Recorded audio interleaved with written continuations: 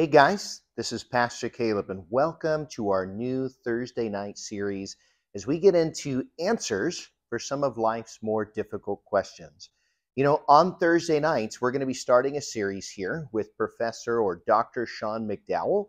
We got his permission. He is an apologetics professor over at Biola. Some of you guys might know his dad, Josh McDowell, who wrote a really famous book. Sean has been putting out content weekly for a long time, and I have just been a great fan of some of the discussions, the guests, the people that he brings on, because I feel like he really is trying to equip us, the church, with resources for how we can engage in the world. So I got his permission to do a Thursday night series where each week we're going to put out one of these discussions or interviews that he's done, and try to equip you so that we can be salt and light, so that we can be ready to give an answer to the hope that we have. I hope that you're blessed. I hope that you enjoy these on Thursday nights, and then we can follow up if you have questions, if you have prayer requests. You can always text the church, 714-879-3314. We'll also include a link to Sean's YouTube channel where you can find hundreds of videos on everything from how to share your faith to topics like these to a whole bunch of different resources that he has there on his channel. Again, we hope that you're blessed. We hope that you enjoy this, and we hope that you'll join us on Sunday mornings at 10 and 12 as we continue to unfold God's Word to answer life's most difficult questions. All right, enjoy.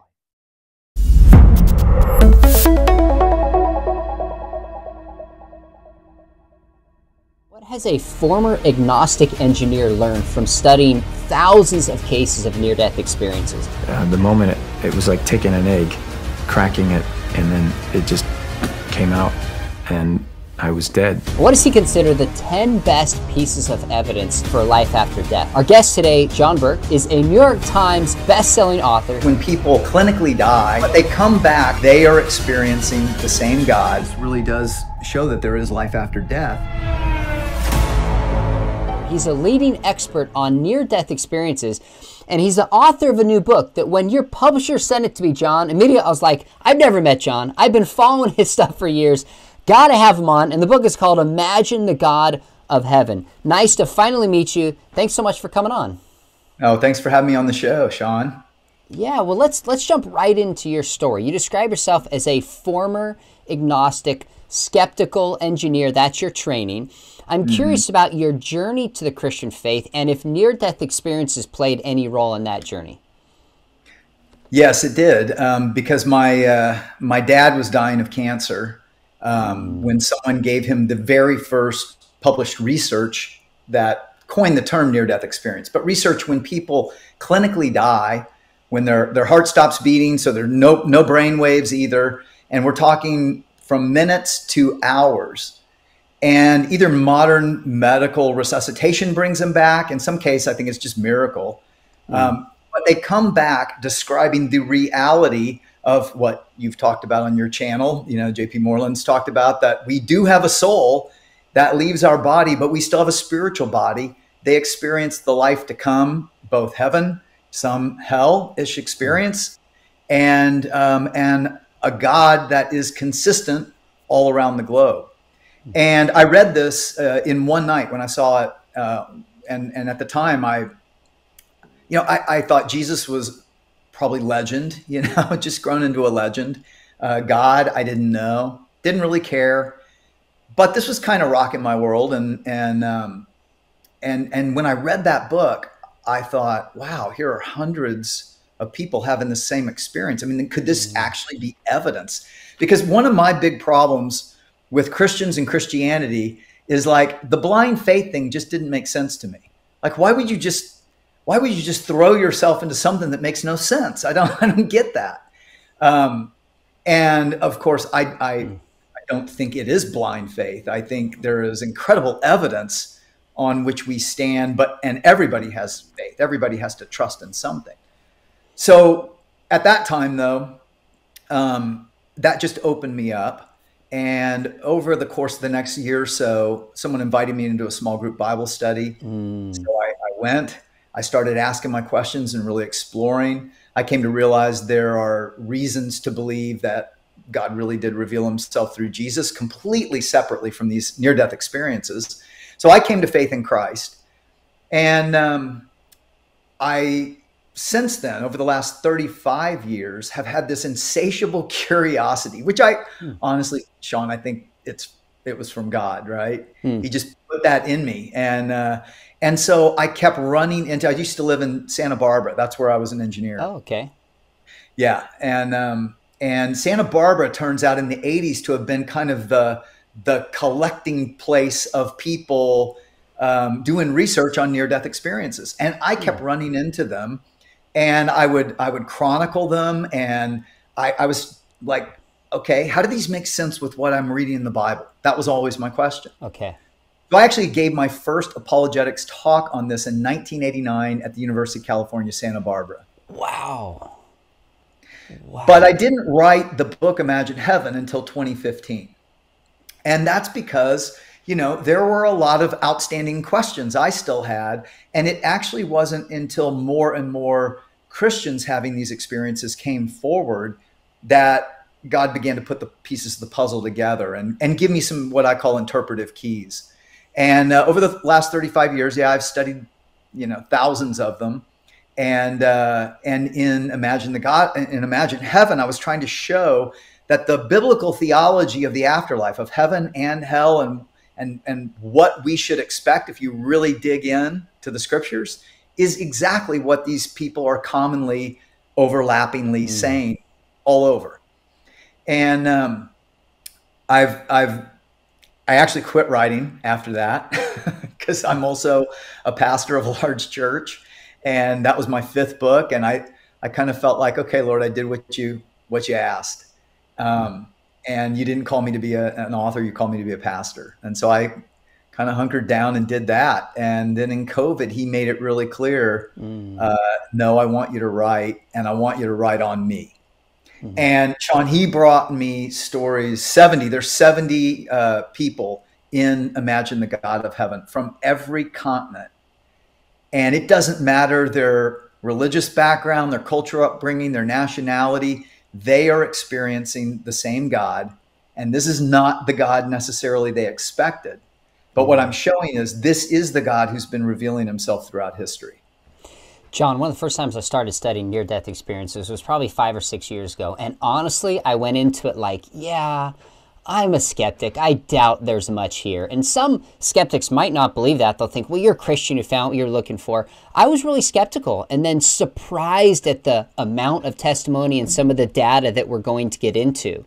But over the past 4 to 5 years, in the back of my mind has kind of been the question, okay, it seems that people have this experience of light, this experience of love.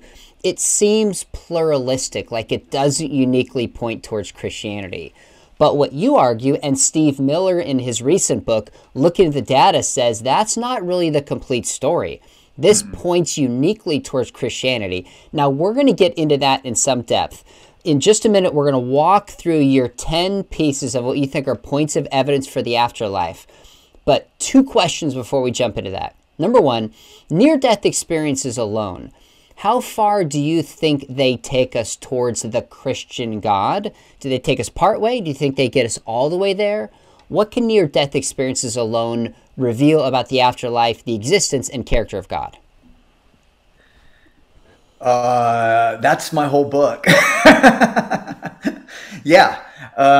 So to summarize, I absolutely think they point to the God who has revealed himself before. And what I like to point out is before any of the world's religions had a formal sacred scripture, God was revealing himself. That's his claim. And he has also put evidence in history.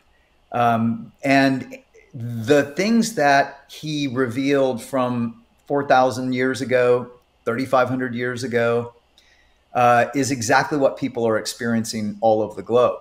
So Moses experiences this God of light in a bush that doesn't burn, right? The Israelites discover this God of light, of fire that, was just powerful and guiding them. you have Daniel experiencing this man who is eyes like lightning, right? You got all the way throughout. You have Jesus saying, I'm the light of the world. Whoever believes in me will never walk in darkness, will have the light of life.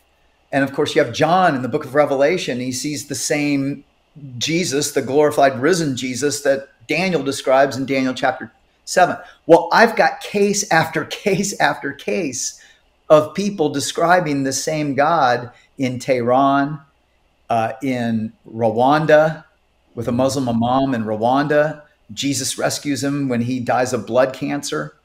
I have a Hindu manufacturing engineer who, when he dies, this brilliant God of light takes him to this place, and he's standing up on a platform, and he describes, the way he said it to me is, it was a giant compound. He said, over there on the other side, your eyesight is, you can see for thousands of miles perfectly, which I like to point out. The reason Christians have rejected so much of this is, at first I was like, it's kind of new agey. That's weird. That's not biblical. Actually, it is. John in Revelation says he was taken to heaven, and he was taken to a very high mountain, right? And he looks down on the holy city, which Santosh is about to describe, and he reads the names on the foundation stones. How? Telescopic vision, right? Somehow he could see from up very high. So Santosh is saying the same thing. He describes this giant walled compound, square in shape, thousands of miles, very high walls, beautiful walls, inside these buildings of otherworldly material. He said, just gorgeous. I wanted to go in, and I counted. There were 12 gates, but they were all closed to me. And outside the gates, I see angels guarding them. And I knew then I'm looking at the kingdom of heaven. Now, he had no background in the Bible. His father was a Sanskrit scholar. He grew up with Hinduism. And yet he's perfectly describing the holy city. And you have, I mean, person after person like this. And then he later sees a vision of hell. He sees a vision of the glorified Jesus on a throne, who he later thinks is the glorified Jesus. At first he didn't know.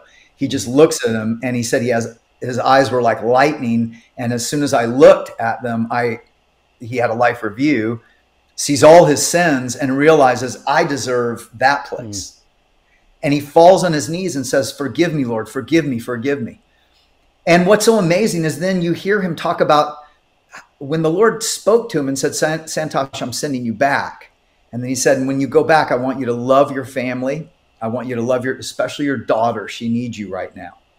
And he was loving and merciful and compassionate, and Santosh didn't understand why. And then, he sees what he said is a very narrow gate right next to the throne open to him. That narrow gate, he said, was the only one open to him into the kingdom of heaven. So he says to the Lord, Lord, when I come back, how can I go through that narrow gate? Okay, crazy. But even crazier, he comes back 2 years later. His daughter's invited to sing in a choir in a church because she was a choral major. He goes to hear her, feels the same loving presence of this almighty God he experienced.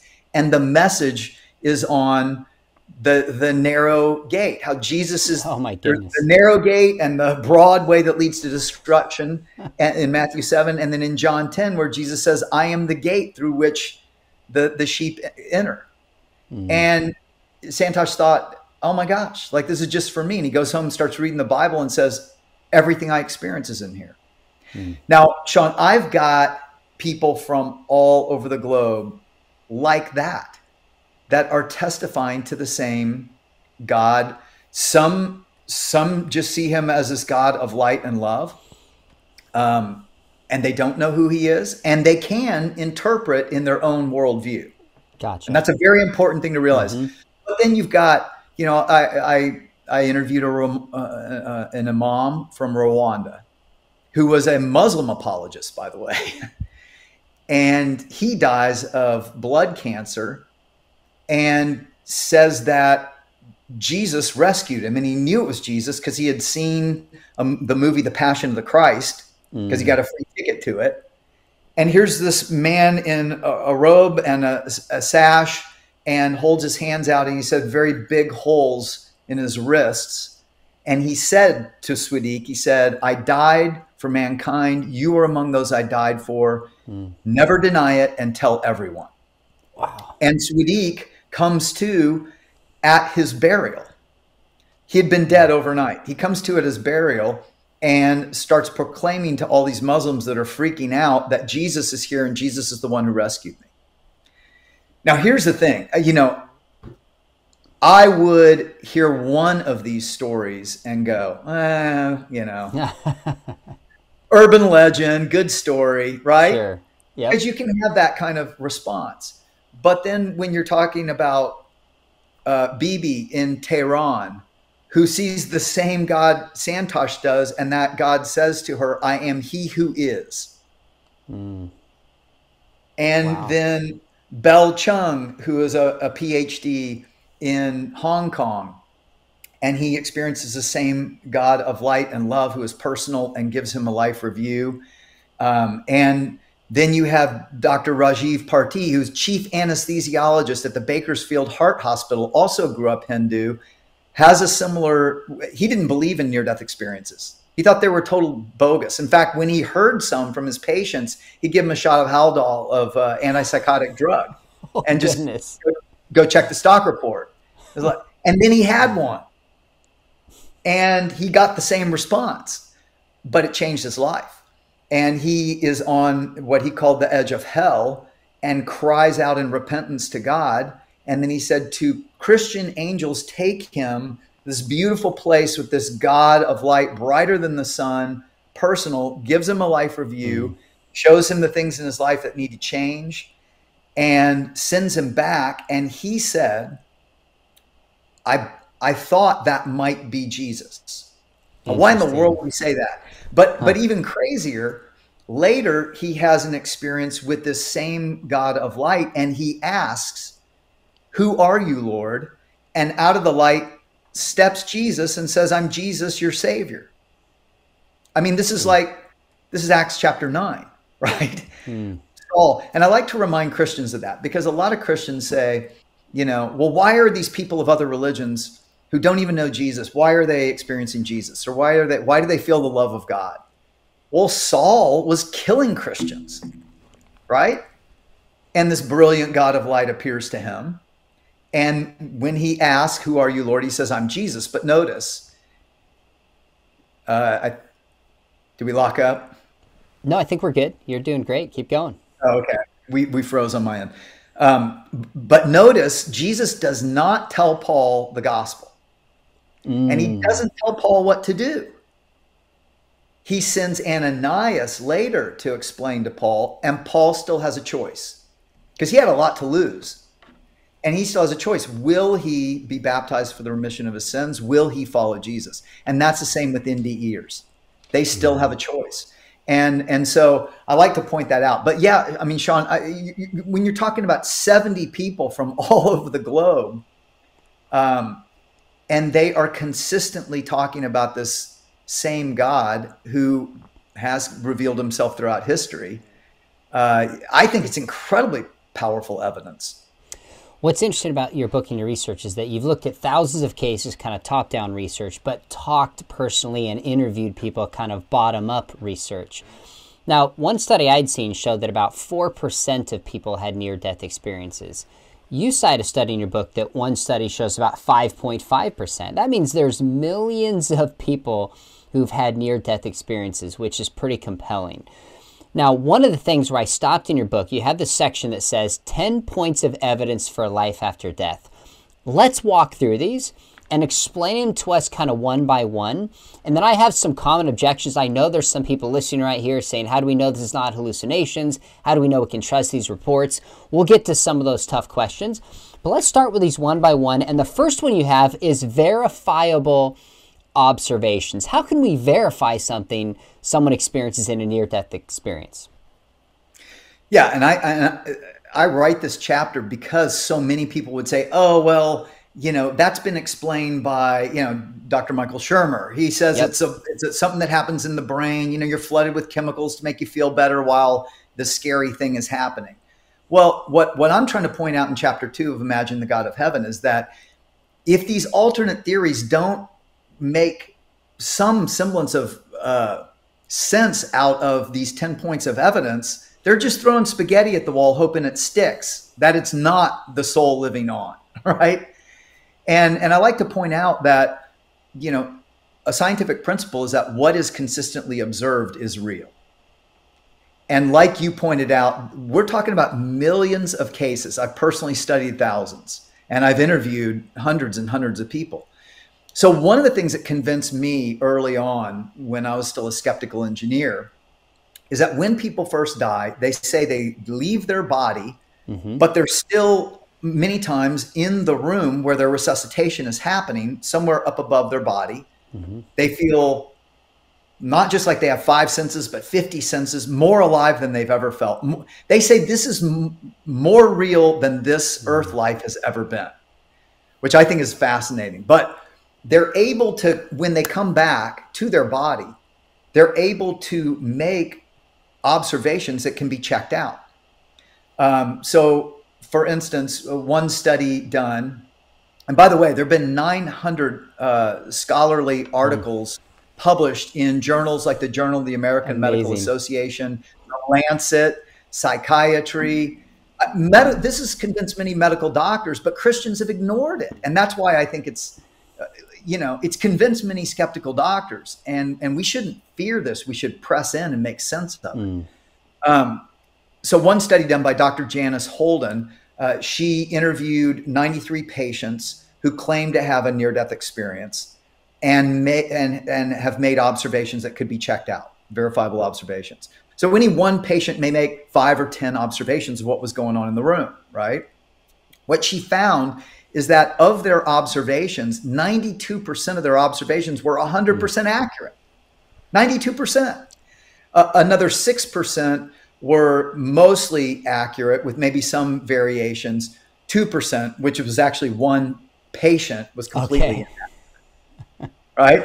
And so, you're talking about, compared to, there were control groups done, because these other studies have done it with control groups of cardiac arrest patients, saying, describe what happened in the room. It's like they're just guessing what they saw from ER.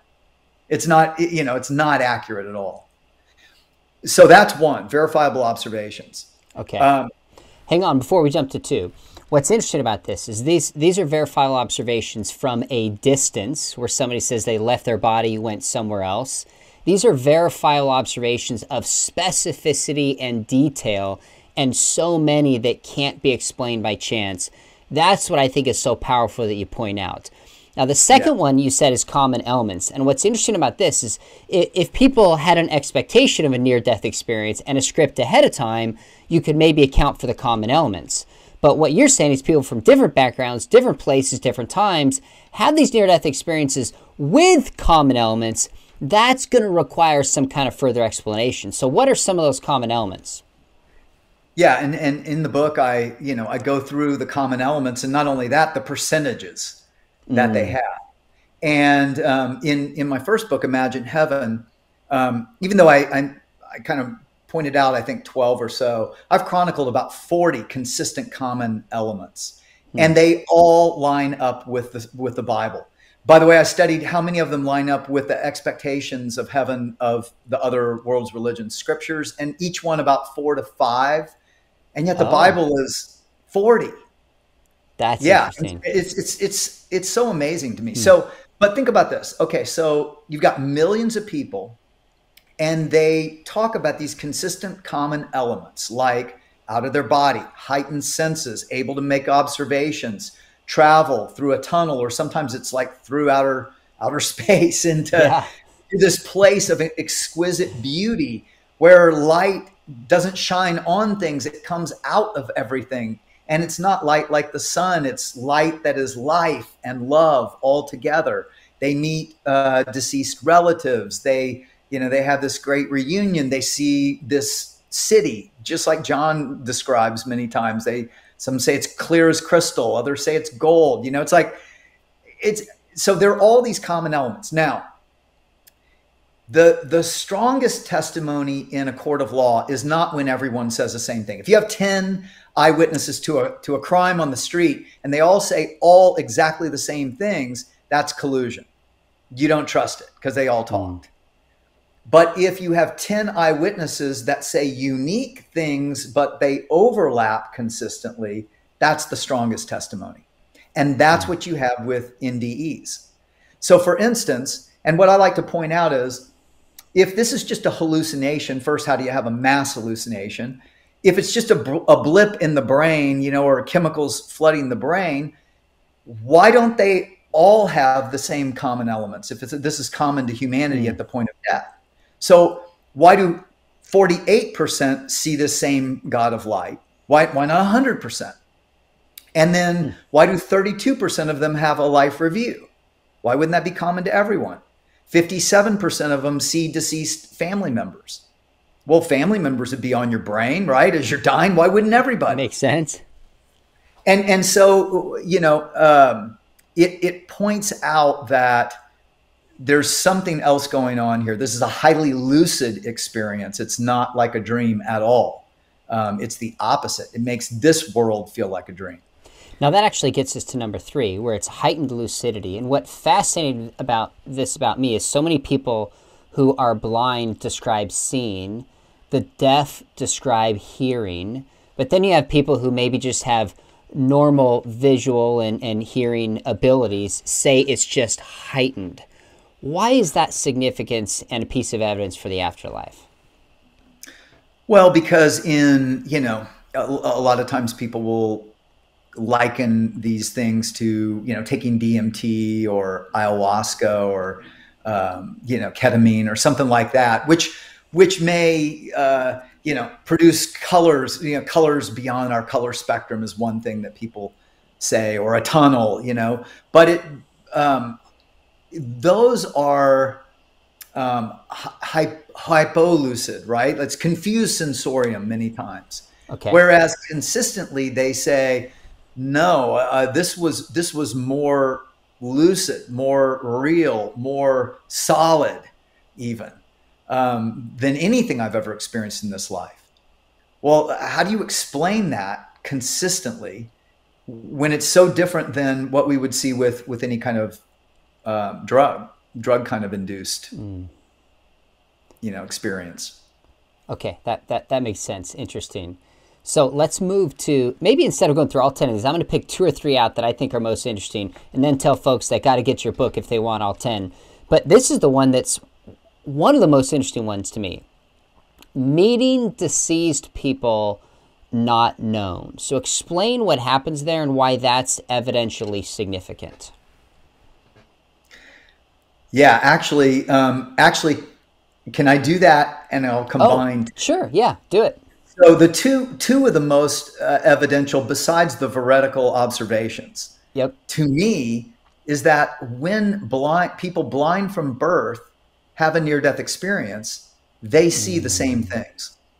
And there have been studies done on this of blind people. And I interview multiple ones. I have several of them in Imagine the God of Heaven. And like, for instance, Debbie. So Debbie, blind, leaves her body when she dies, and she sees her mother come into the room and, you know, try to help her. And she sees what her mom's wearing. When she comes back, she describes that she was in her robe. What color was it? It was a dark color. Mom says, yes, it was black. Debbie goes on and meets this God of light that she describes, but it's not light like the sun because it's life and love. It's a different kind of light, she says. He says, you must go back because you're going to have children. She'd been told she couldn't have children. She does go back and she does have children. Wow. But she also sees her grandmother on the other side. So this goes on to the next one, meeting unknown deceased people. She had never met her grandmother in this life. Her grandmother had died when she was little. She'd obviously never seen her, but she hadn't even met her. She meets her on the other side. When she comes back, she describes to her mother what she looked like, but what she ends up describing is her grandmother in her 30s. Wow. which is interestingly another commonality that people are typically about 30 as they present themselves. So meeting other unknown deceased people, and it's not just, Debbie. You have children who had near-death experiences, who then meet their siblings on the other side that they didn't even know they had.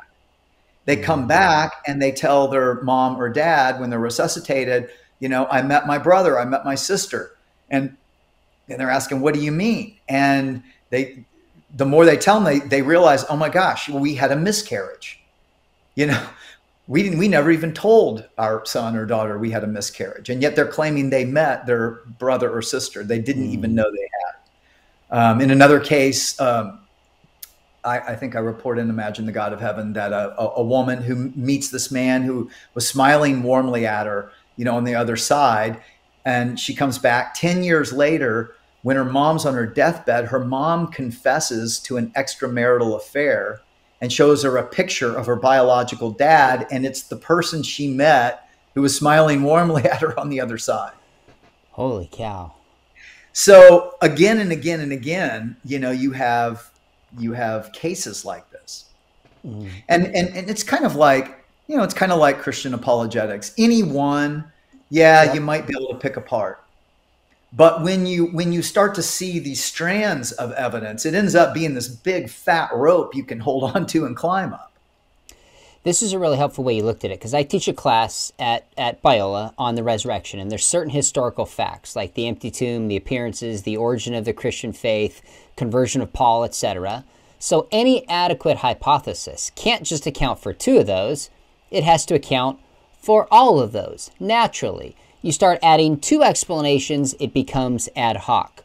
Well, you're saying the same thing. You list these 10 phenomena and say there might be one explanation that can account for one or two or three of these.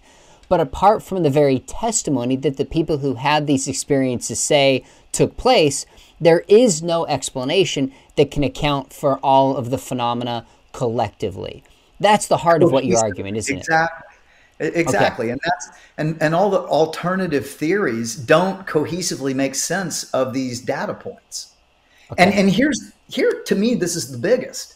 And what I am so excited about this new book, Imagine the God of Heaven, because 48% of people having near-death experiences experience the same God. They encounter the same God of light and love, who is personal, who knows them, who gives them a life review. They come back consistently saying God is love and love of another order, and how we love one another is what matters most. Now, when you have people from all over the globe saying the same thing, that's incredibly powerful evidence, because why would people who did not expect that God talk about that God? Now, I will. Well, you want to keep going on the evidence? You know what? I think we've covered probably 6 or 7 of these. I think you've laid out your positive case.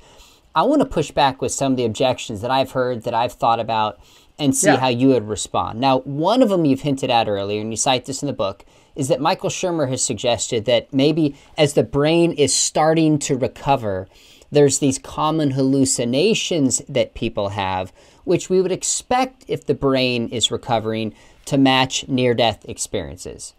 Your thoughts on that explanation?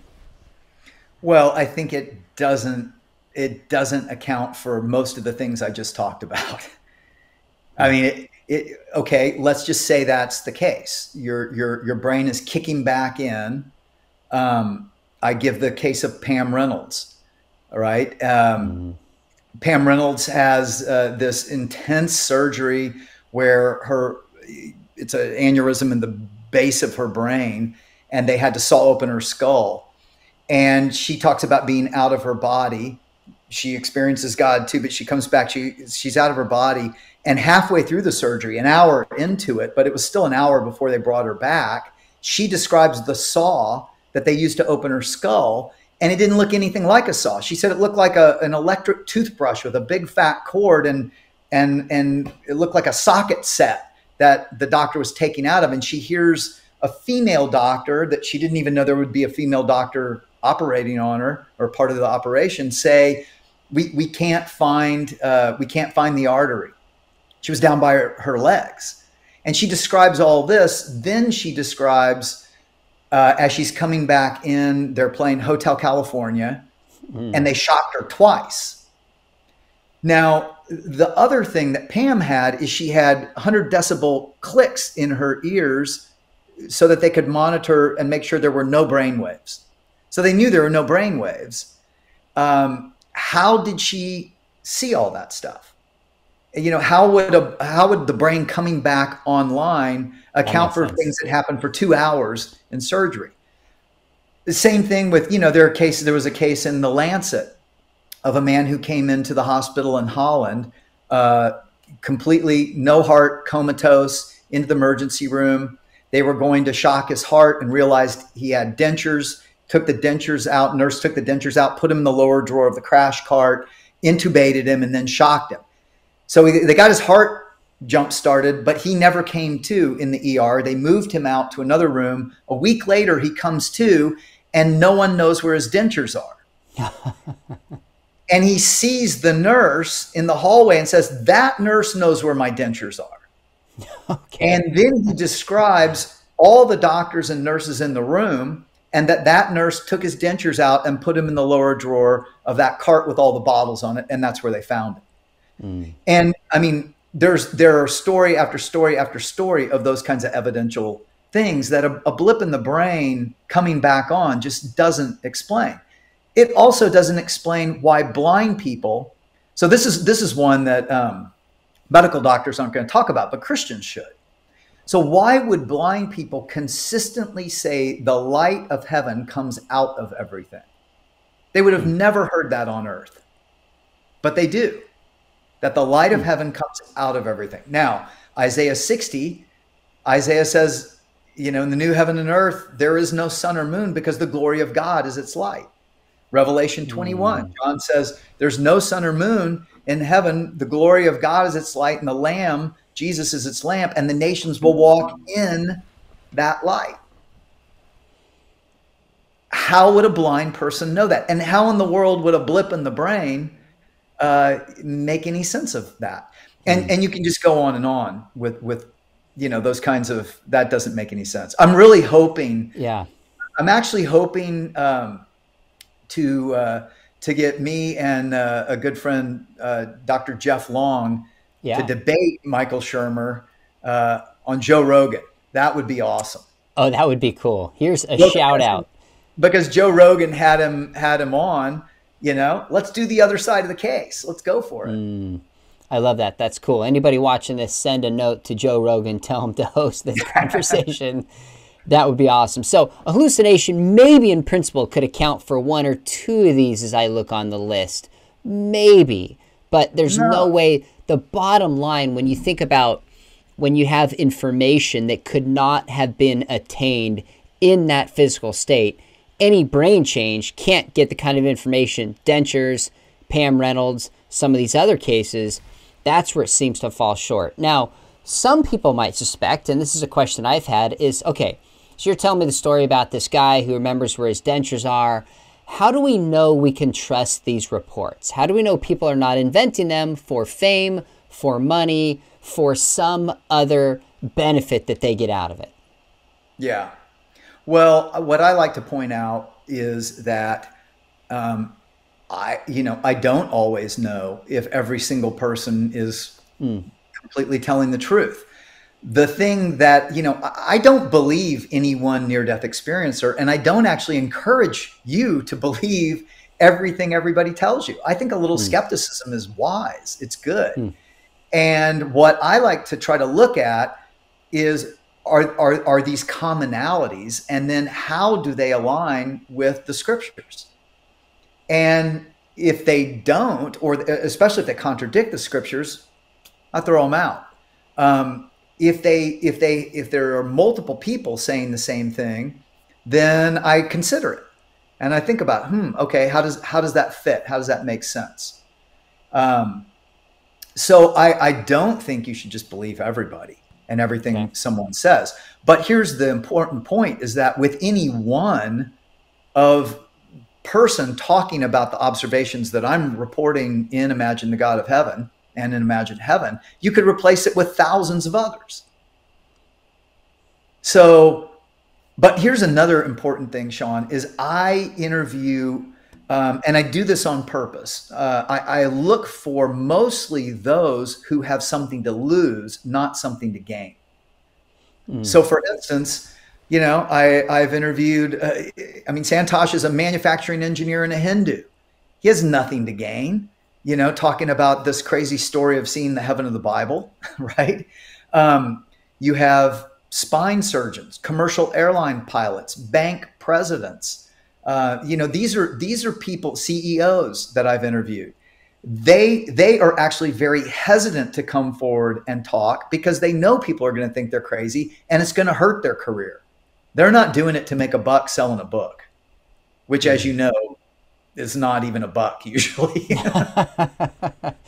Fair enough. That makes sense. Now, let me push back on something you said. You said you look at near-death experiences and see how they match up with the scriptures. And if they don't, you toss them out. Now, I can imagine someone listening going, okay, John, so you're finding what you're looking for, taking the cases that support your narrative, getting rid of those who don't. How is that a fair metric of analyzing near-death experiences and what they actually tell us about the afterlife? Well, I'm talking about, well, okay, so I go into that in Imagine the God of Heaven because it's not that I don't consider them.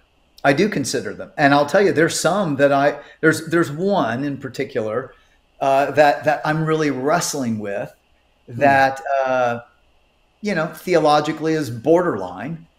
And yet I've heard a lot of people say it. So I set it aside and I try to, you know, I wait to see if there's more evidence or if things make sense in the future, or I find, oh, you know, that actually does reconcile. But what I also try to show in Imagine the God of Heaven is that I think there's a foundation in scripture and in history where God has given us very good evidence, not only of who he is, but that he was superintending the writing of scripture and what the prophets said. And I give some historical evidence of that, right? Okay. But here's the other important point. Near-death experiences can't tell us what happens in eternity. One of the commonalities about 35% have is they come to a border or a boundary in this experience that they knew they couldn't cross and still come back to this life. And in the new book, I even have Jesus telling some of them, you haven't died yet. You have to go back. Well, they had died. By our clinical standards, they didn't have a heartbeat or brain waves. So whatever a near-death experience is, it's something in between what we would call clinical death and I think what Hebrews 9:27 means when it says it's appointed for mankind to die once and then comes judgment, right? So this is not that. So a near-death experience can't tell us what happens when someone crosses over into eternity. I also, by the way, think that's why people, even in their near-death experiences, and I've interviewed many of them who are having hellish experiences, cry out to God to save them, and he does. And then he sends them back. And I think that's why they still have a chance, an opportunity, but there's still the opportunity to choose because they're not completely disconnected from this life yet. So yeah, I think there's only been one who's come back from the other side of eternity, and that's Jesus. And he said that. Gotcha. Okay, so this is helpful clarification. You're not saying I pick and choose those that match up with the Bible. You're saying the vast majority match up, but there's a few outlier cases you're looking for more evidence, not quite sure what to do with, but those are the big exceptions rather than the norm. And that's fair. When you think about a case, there's going to be outlier facts that you've got to make sense of. That's very different than picking and choosing certain facts and ignoring others. Now, one of the things that's interesting is some NDers, those who've experienced a near-death experience, report from within their religious tradition. So Hindus seeing multiple gods. There's even been atheists like A.J. Ayer who has a near-death experience and stays an atheist. So why doesn't this support an atheist worldview or a Hindu worldview? Why uniquely a Christian worldview? Well, and so again, going back, like I didn't come at this originally as a Christian. It actually opened me up to considering what the Bible said. And then I saw, oh, it actually matches up. Now that's just me. But I do point out in Imagine the God of Heaven that sometimes people do interpret this God they experience in their own cultural worldview. So I give an example of Arvind, who is a Hindu in India, and he floats up out into the hallway of the hospital where his body is, and he sees this brilliant light, again, brighter than the sun, conveys love, and then he goes back. Okay, so a shallow experience, and that's important to know. Different people have different depths of experience. He interprets that God as the goddess Kalika.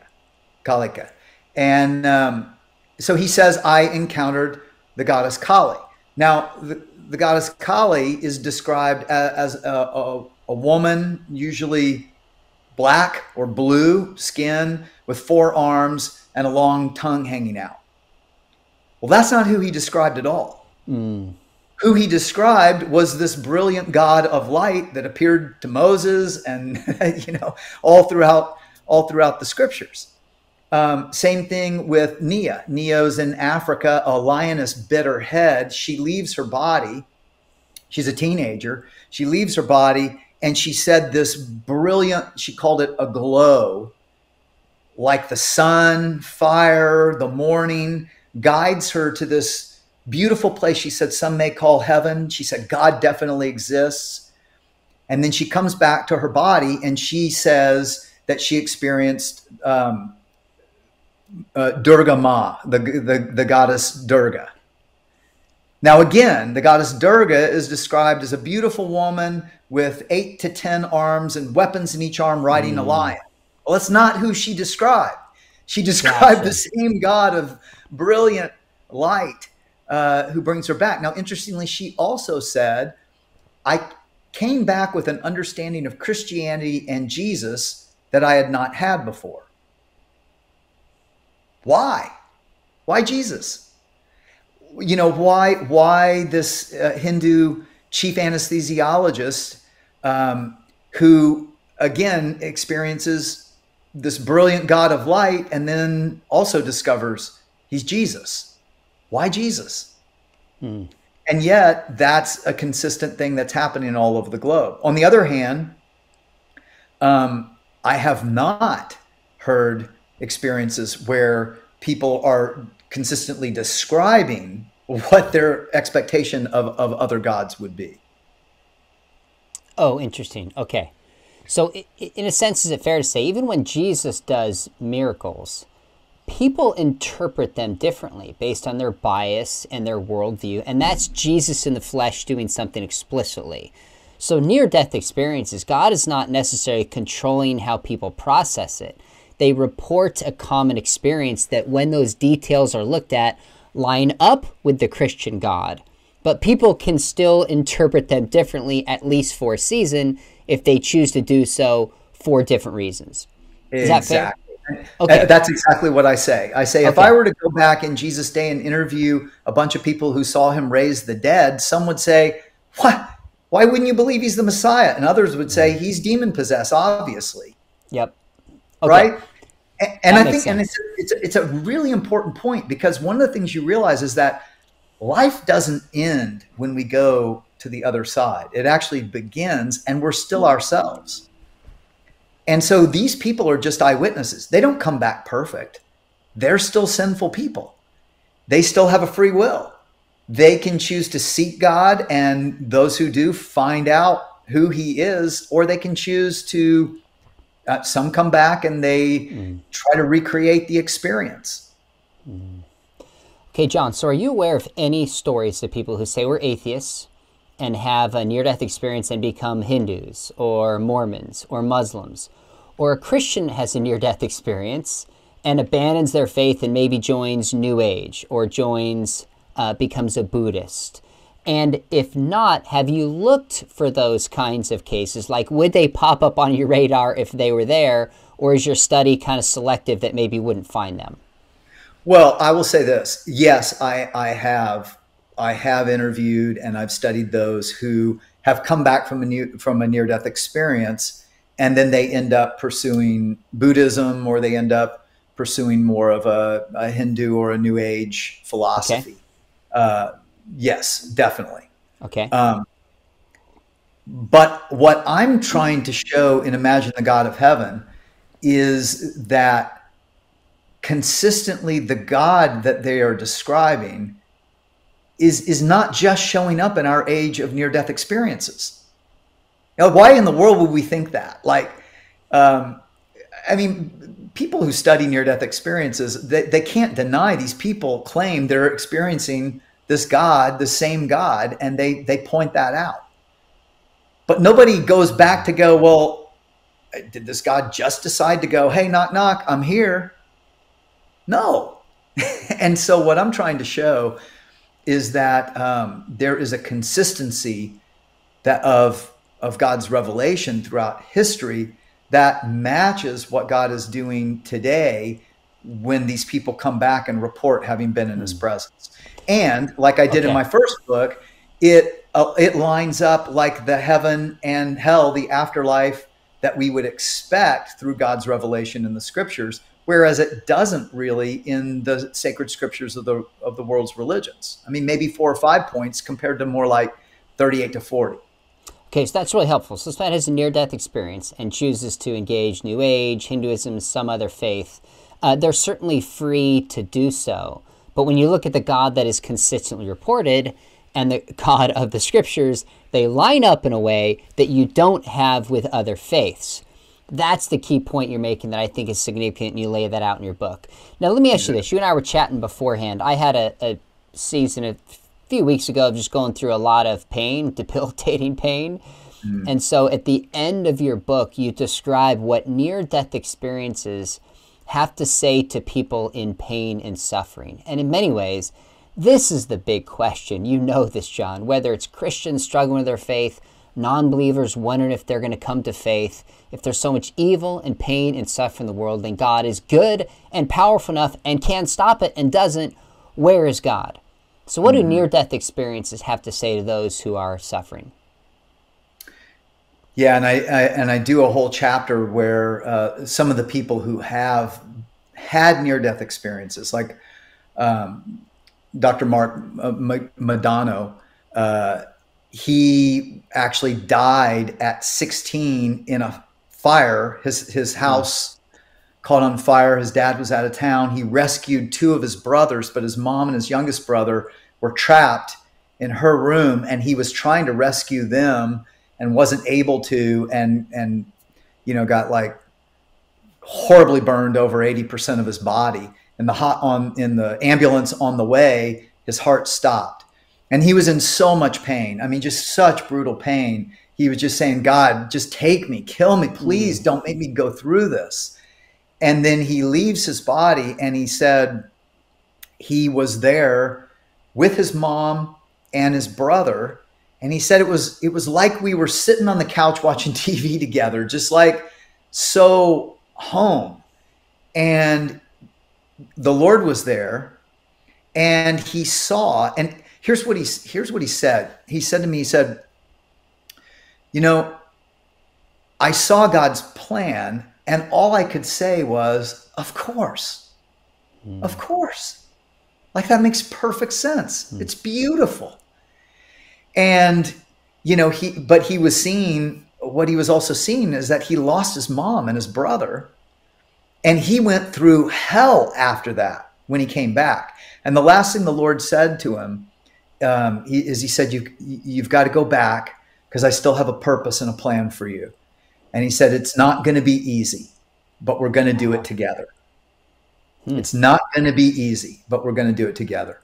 And Mark went through 38 surgeries. I mean, burn victim. It's it's the most horrible thing.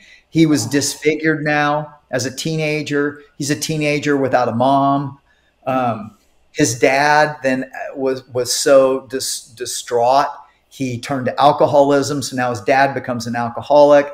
In college, he found alcohol as a way to, what he later realized, numb the pain of PTSD. So he becomes an alcoholic, and then goes through recovery, and and in recovery really develops some spiritual disciplines and kind of re-energizes his faith, because he knew the Lord, he believed, which is another important thing I like to point out, Sean, is that just because someone has a near-death experience doesn't mean their life is easy, or they know everything, or they never sin.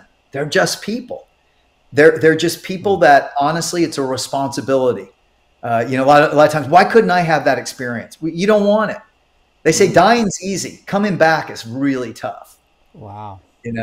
But Mark goes through all of this, and I mean, a lot of suffering, but in the end, he ends up, becoming a physical therapist and then a plastic surgeon, and uses his empathy to be able to heal other burn victims. And through it all, what was most astounding is that he said, God is so good. And in the end, it's all okay. Like it all works out. And he's saying that from the perspective of being in that timeless place. Sure. And so I have several people who've had near-death experiences and been through a lot of pain and suffering. And even though it still doesn't perfectly answer, the how in the world could God allow this? I would never allow this to happen to my child if I really loved them, and like it doesn't perfectly resolve that. But what I think it does do is it says, the truth is we won't have all the answers this side, but we can trust that God actually does. And there will be a day when we look back like these people and say, of course. Like I didn't get it then at all, but now I see. And maybe, Sean, it's, because I've thought a lot about this. I mean, this started for me in pain because my dad was dying. Yeah. And I didn't care about God because I had life by the throat. I was doing great.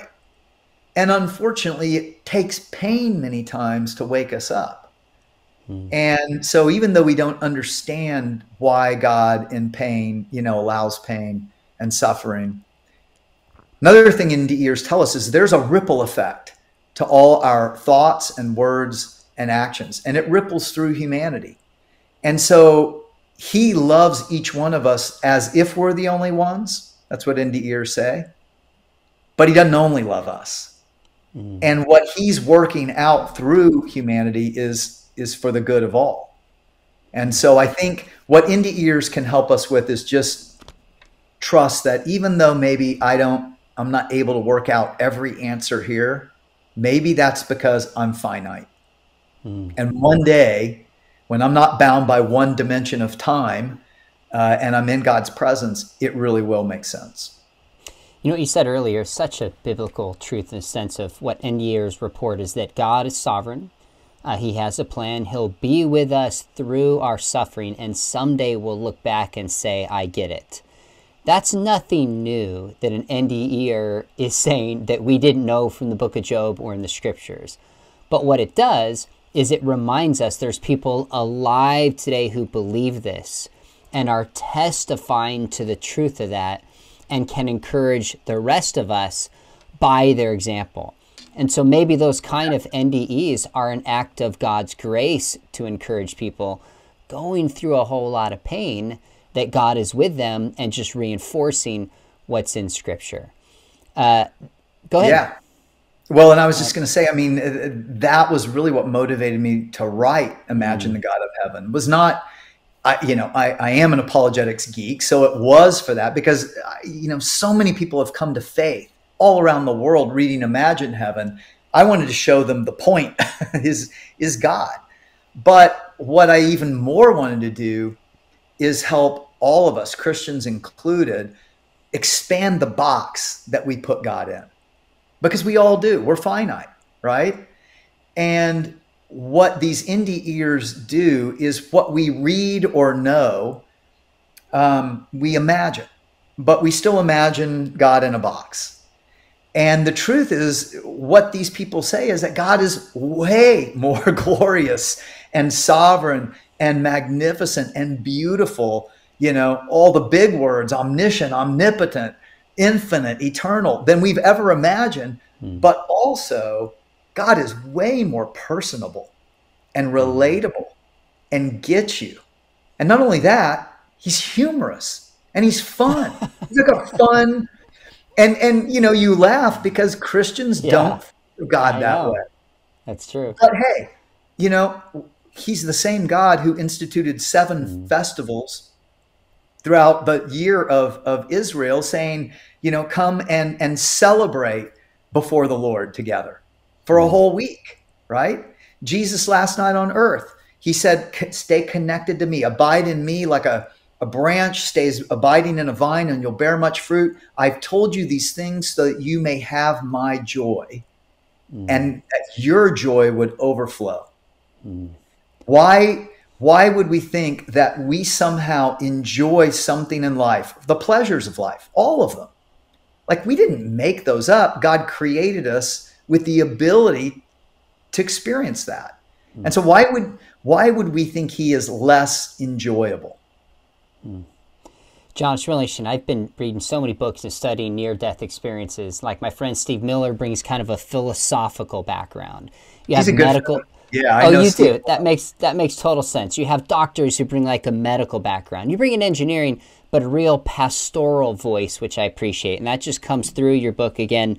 Imagine the God of Heaven. To my viewers, if you want to study near-death experiences, Christian or not, this is one I would put on the top of my list. Is one you've got to check out. John, we will have you back in due time because I have more and more questions about near-death experiences, and maybe in some time we'll come back and check up where the research continues to go.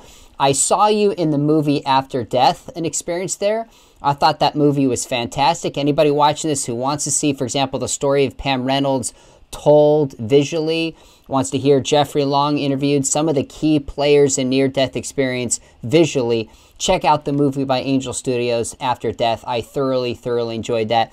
Before you click away, make sure you hit subscribe. This is a topic we're going to cover continually here, as well as the evidence for God, the afterlife, the soul, and so on. And if you thought about studying apologetics, we'd love to have you. Information is below. Bio's the top-rated distance apologetic master's program. Or if you're not ready for master's, we have a certificate program.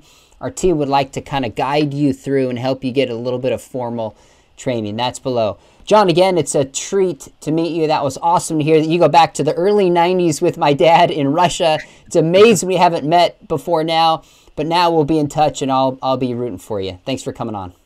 Thanks, Sean.